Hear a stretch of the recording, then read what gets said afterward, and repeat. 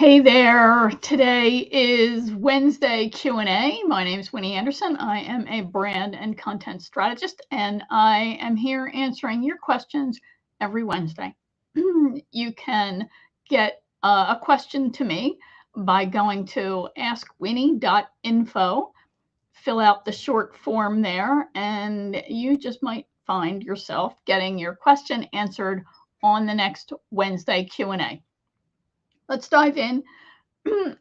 This week, I had a great question that someone who prefers to remain anonymous submitted, and that is, what the heck is the difference between strategy and planning? It might sound like, doesn't everybody know that? No, they don't know that. And these two are so closely tied together that it really can be difficult to suss them apart. So let's take a look at what each one of these things is, how they're different, and how they fit together, and how do you use them.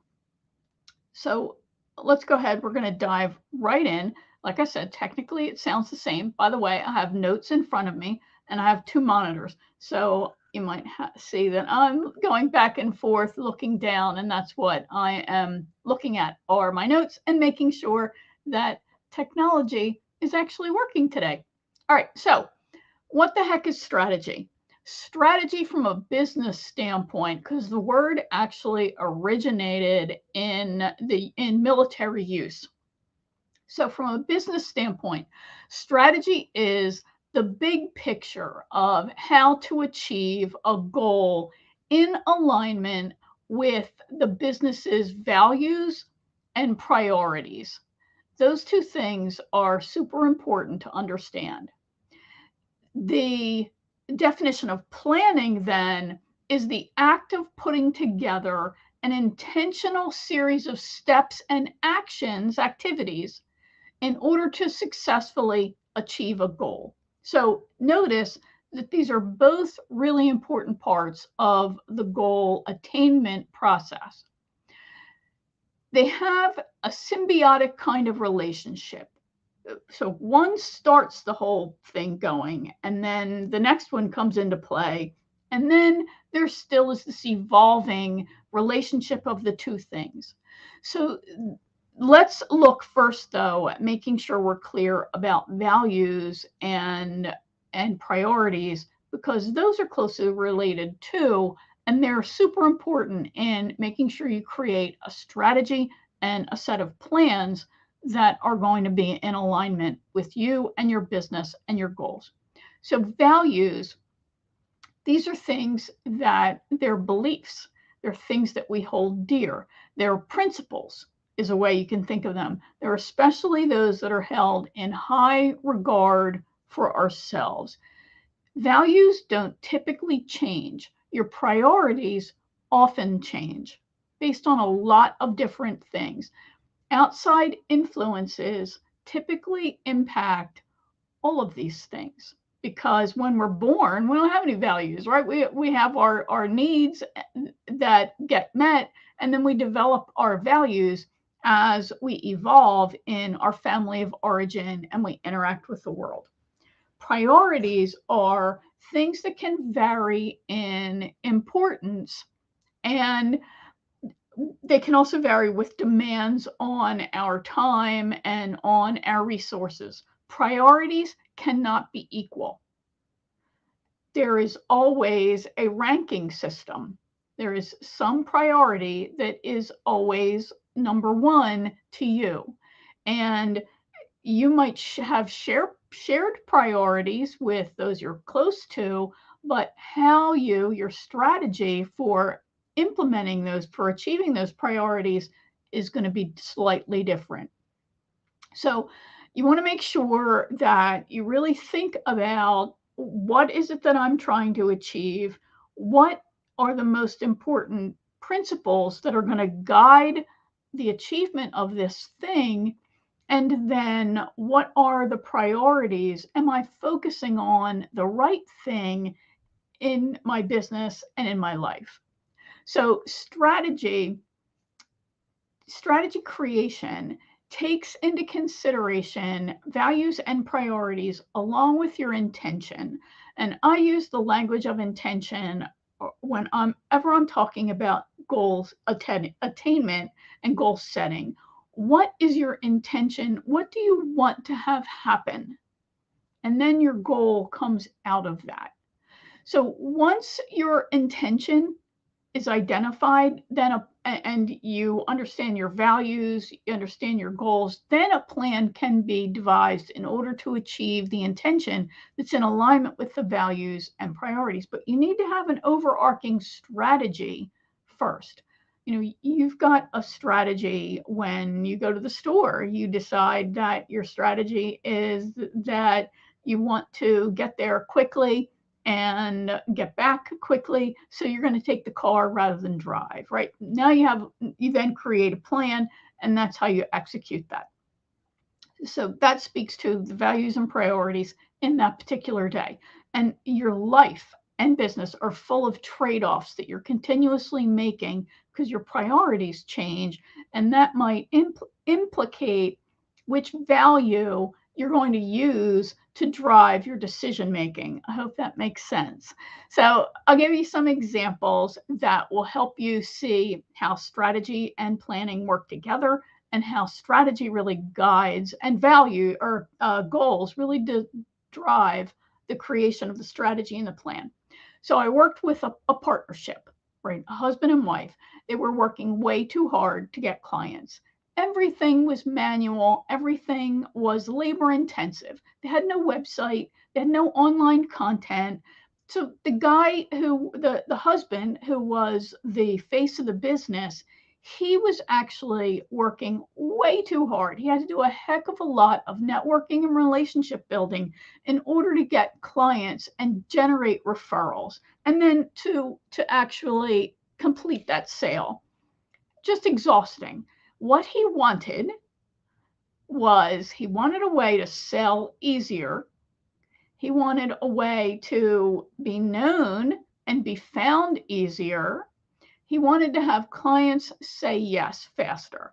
That was, in its essence, what this guy wanted.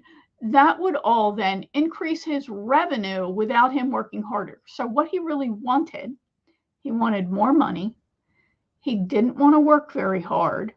And when I say that, I say he didn't want to work harder. He was a very hardworking person. He just did a great job for his clients. So it wasn't like he was a slacker, but I think you know what I mean.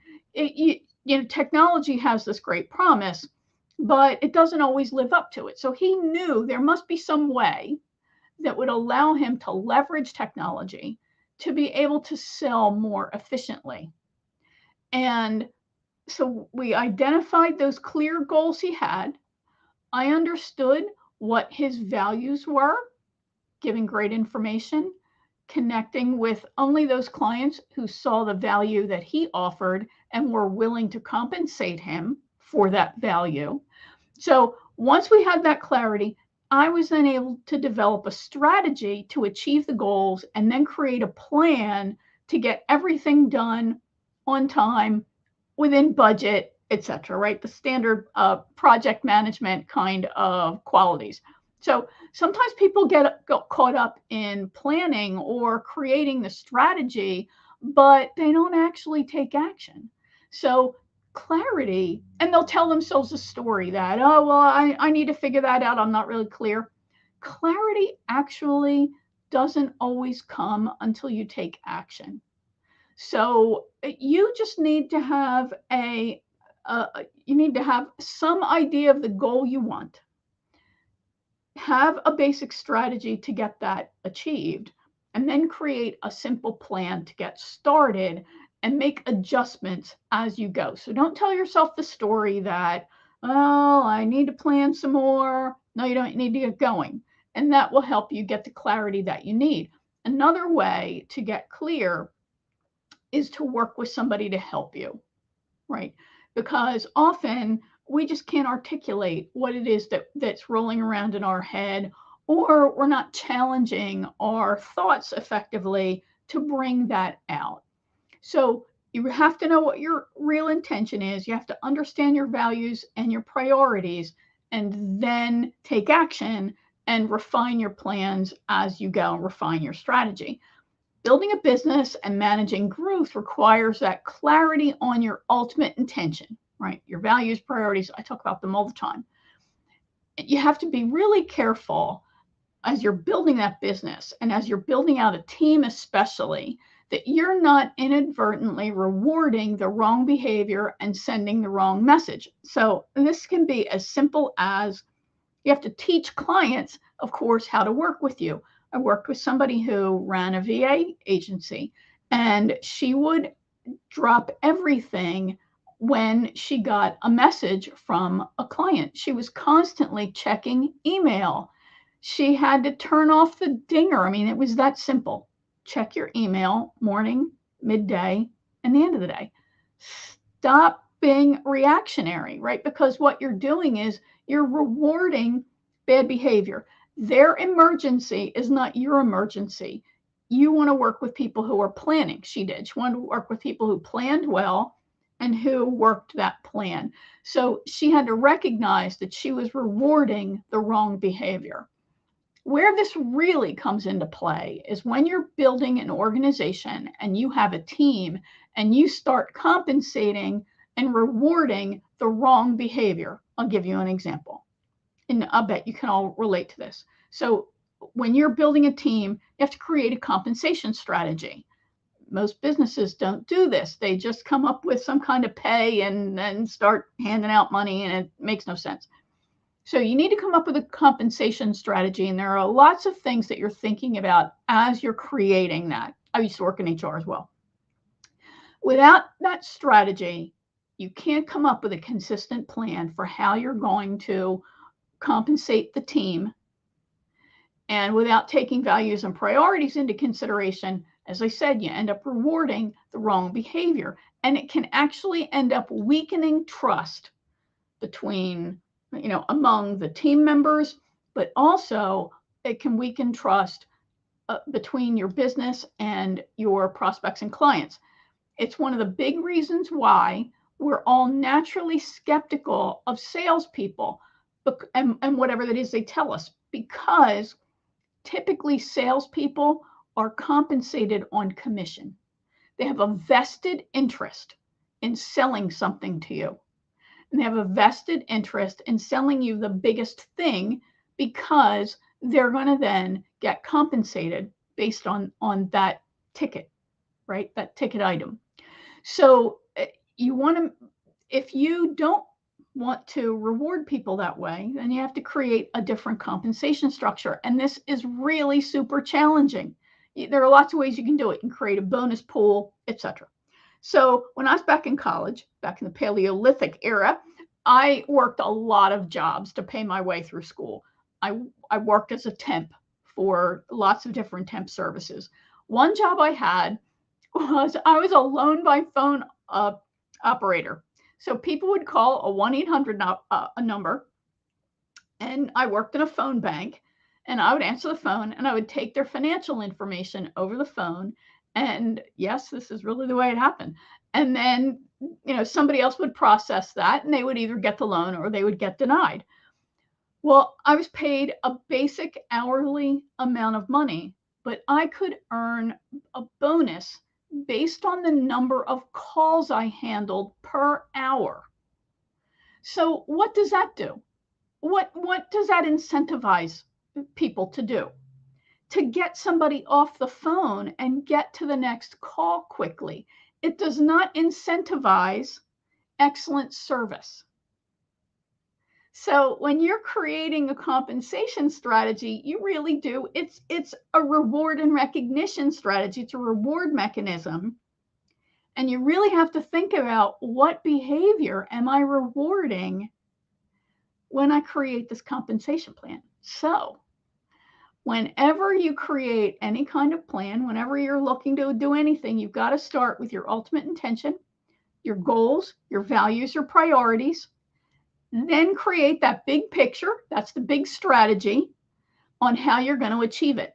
Then you get down to the particulars of creating an achievable plan in order to achieve that strategy, right? Does that make sense? So let's recap. What's the difference between strategy and planning?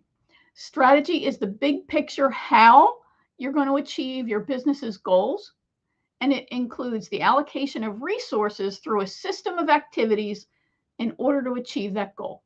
Planning is the actual act of putting together that documented, intentional series of steps and the actions that you're going to take in order to successfully achieve that goal, which is done through the strategy.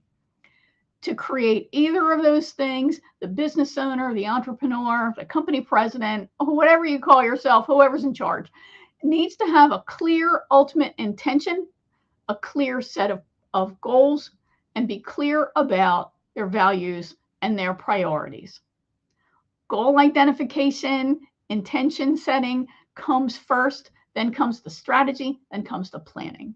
So if you haven't reached your goals and you're crystal clear on them, you want to reflect on your strategy. Do you have one that's effective? There are other issues that could also be in the way that could keep you from actually achieving your goals, or from keep you from having a strategy that is really effective. And to do that, to get to the bottom of that, that's where it can help to work with an outsider, someone like a consultant who excels in strategy and planning creation. All right, I hope that's been helpful. If you want help in creating a clear path to the success you want to achieve your biggest goals, to make your next big leap this year, say me, and I'll reach out to you and we can chat, see if I can help. If you have a marketing or business building question and you'd like to have it answered on a Wednesday Q&A with me, then go to AskWinnie.info and fill out the short form there, and you can be anonymous if you would like to be, like this person was today. And you never know, I might answer your question on the next Wednesday Q&A. All right, this has been Winnie Anderson. I look forward to seeing you in another video soon. Have a great rest of the day. Bye for now.